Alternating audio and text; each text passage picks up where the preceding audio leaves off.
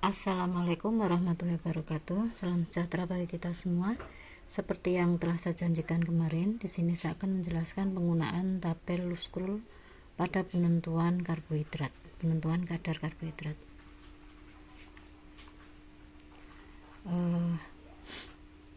Ini sebenarnya tabel Loove-Scroll yang sebenarnya itu seperti ini. Jadi di sini ada terdiri dari beberapa kolom. Kolom pertama itu menunjukkan selisih volume titrasi untuk belangko dan selisih volume untuk belangko terhadap sampel. Kemudian kolom selanjutnya itu menunjukkan berapakah miligram atau massa dari glukosa fruktosa yang setara dengan 1 mili dari tio atau peningkatan volume dari tio. Kemudian kolom selanjutnya itu menunjukkan miligram laktosa dan kolom selanjutnya menunjukkan miligram maltosa. Kemudian di sini ada difference itu selisih ya. Selisih antara masa pertama dengan masa kedua dengan masa ketiga dan seterusnya. Di sini untuk selisih untuk masa pertama dengan kedua 2,4, 2 dan ketiga 2,4, 3 dan keempat 2,5 dan seterusnya. Kenapa hanya sampai 23? Karena yang kita pakai itu 25 ml Loove-Scroll untuk sesuai prosedur. Idealnya untuk 25 ml Loove-Scroll itu belangko titrasi tionya untuk idealnya dia membutuhkan 25 mili juga untuk idealnya.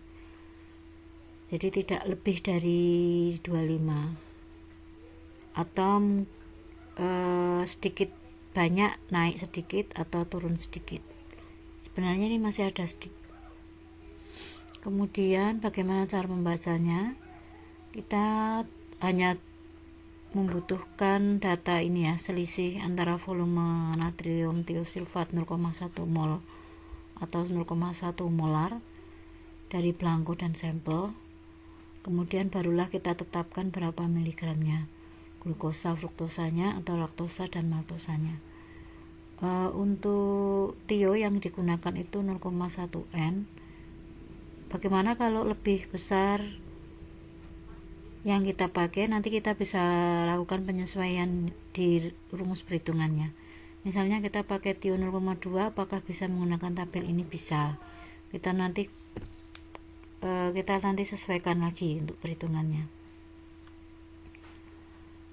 Marilah kita gunakan langsung untuk contoh kasus pertama. Berapa glukosa fruktosa atau gula inversi yang terkandung dalam sebuah sampel jika titrasi belangko dan sampel berturut-turut 25 mili dan 10 mili. Di sini kita tinggal mengurangkan 25 kurangi 10 itu selisihnya 15, maka kita cari di sini 15 mili itu berapa, di mana 15 mili di sini, maka kita baca berapa kadarnya, berapa masanya, 38,5 mg. Lanjut untuk kasus kedua juga sama. Jika volume belangko dan sampel berturut-turut 25 dan 23, kita tinggal cari selisihnya 2 mili. Nanti kita baca di sini untuk 2 mili tio, selisih volume belangko dan sampel 2 mili itu ternyata glukosa dan fruktosanya 4,8. Bagaimana kalau tidak ada di dalam tabel ini? Misalnya selisihnya nanggung ya. Seperti kasus 3 ini, di sini selisih untuk belangko dan sampel. Misalnya untuk belangkonya 25, sampelnya 23,5, selisihnya 1,5. Apakah tetap bisa dicari? Bisa. Berarti letaknya antara 2,4 sama 4,8 di tengah-tengahnya ini ya. Jadi kita bisa pakai rumus ekstrapolasi. Di sini 2,4 mg plus di selisih dari 2,4 ke 4,8 itu 2,4. Jadi di sini menunjukkan, jadi di sini ya selisihnya 2,4. Di sini menunjukkan untuk setiap kenaikan satu skala itu kenaikannya adalah 0,24. Nah, kita bisa hitung satu persatu atau langsung saja dikalikan ya. setengah kali selisihnya tadi 2,4, ternyata 1,2, hasilnya 3,6 mg. Jadi hasilnya antara 2,4 sampai 4,8 atau 3,6. Kalau mau pakai logika saja langsung juga bisa, oh tengah-tengahnya ini gitu. Tapi kalau nggak tengah-tengah ya kita pakai rumus ini. Seperti kasus 4 ini ya. Untuk kasus 4 ini juga masih tengah-tengah. Sama untuk kasus 4 selisihnya juga 4,5, berarti antara 4 sampai 5. Hasilnya pasti antara 9,7 sampai 12,2. 9, oh ini kok maaf ini keliru ya, ini harusnya 2, ini harusnya setengah. Oh, atau saya ganti saja. Jadi ini 20,7. Misalnya ini di sini 20,7.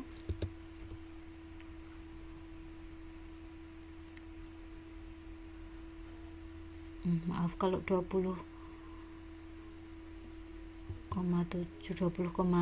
ya, 20,3 berarti nanti selisihnya 4.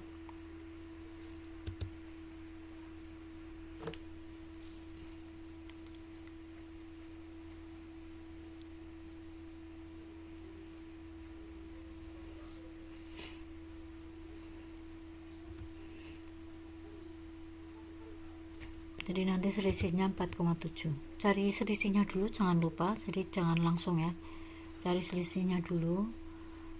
4,7 berarti antara 4 sampai 5 ini berarti dia antara 9,7 sampai 12,2. Jadi 9,7 plus setiap skala ini kenaikannya ini ya. Setiap kenaikan ini adalah 2,5 karena di sini selisihnya 2,5. Jadi setiap kenaikannya adalah 0,25.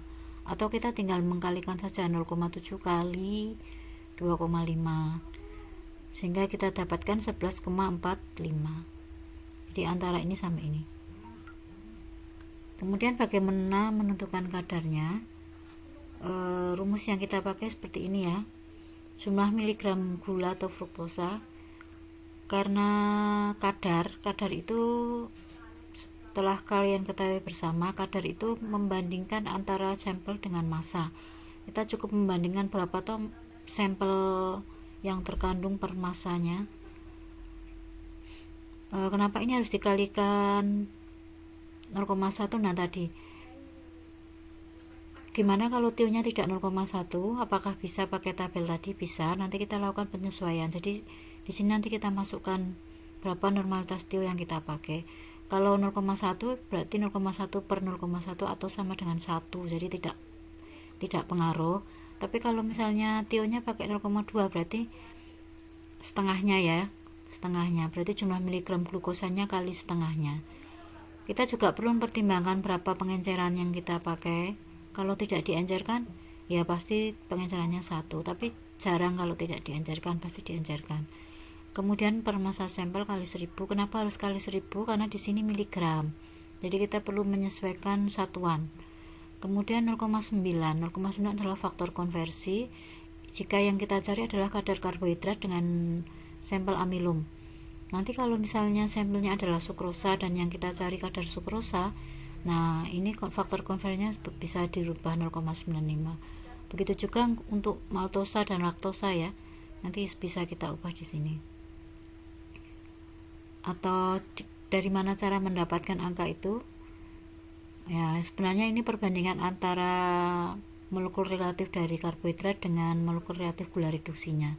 Di sini kita hitung ya, untuk karbohidrat dengan rumus kimia C6H10O5 itu kalau kita hitung itu sebanyak 162. Untuk glukosa itu 180. Nanti kita masukkan. Ini ada M nanti bisa kita coret ya. Bagaimana dengan sukrosa? Sukrosa itu satu molekulnya 342. Dia akan terhidrolisis menghasilkan glukosa dan fruktosa. Ini kita hitung juga 180 tambah 180 360. Hasilnya 0,95. Kita langsung masuk ke kasus. Untuk kasus 5 di sini kita selalu pakai TIU 0,1 ya. Coba nanti kalau Kita ganti kasusnya ya. Jika selisih volume belangko dan sampel 10 mili, sedangkan massa sampel yang dipakai 3 gram dan faktor pengenceran 100, berapakah kadarnya? Tinggal dimasukkan saja ke rumus tadi. Selisih volume tio 10 mili, maka dibaca di tabel. Untuk kadar glukosanya 25 mg, masukkan saja. Kemudian tionya 0,1, jadi tidak begitu berpengaruh. Kalau tionya 0,2 atau 0,5, pasti ini akan pengaruh ke hasil ya. Nanti kita masukkan ke sini. Kali faktor pengenceran 100 kali 100% kali 0,9 tadi faktor konversi. Kemudian masanya 3 gram kali 1000, ini 1000 adalah penyesuaian satuan. Setelah kita hitung hasilnya 75%. Untuk kasus 6 di sini volume titrasi dan belangko dengan sampel ternyata tidak pas atau 2,5. Ya, kita hitung dengan ekstrapolasi tadi ya. 2,5 di mana? Oh, 2,5 di sini letaknya. Berarti di antara 4,8 sampai 7,2. Kalau mau di logika saja, oh berarti tengah-tengahnya ini. Sedangkan selisihnya adalah 2,4, berarti 1,2. Atau kalau mau dihitung ya setengah kali 2,4, yaitu 1,2. 4,8 tambah 1,2, 6. Ya, jadi hasilnya di tengah-tengahnya ini atau 6 mg. Masukkan ke rumus, hasilnya 18%. Jika sukrosa sampelnya kita pakai, ya tadi kita cukup mengganti rumus 0,9 diganti 0,95. Kita lihat di sini ya, untuk selisihnya ternyata 2,5 6 mg. Kita masukkan saja kadar sukrosa, maaf ini harusnya kadar sukrosa bukan kadar karbohidrat. Kadar sukrosanya adalah 19%. Sukrosa tahu? Sukrosa itu gula pasir ya. Tapi biasanya untuk praktisnya kadang perusahaan tuh menentukan kadar sukrosa tidak menggunakan loose scroll ya, karena untuk sukrosa itu biasanya pakai by difference. Jadi setelah menentukan proteinnya, lemaknya, kemudian kita kurangkan saja, nanti ketemu karbohidratnya. Sekian dulu dari saya. Mungkin kalau nanti ada pertanyaan yang lebih lanjut bisa ditanyakan di forum yang lain. Sekian dari saya. Wassalamualaikum warahmatullahi wabarakatuh. Semoga bermanfaat.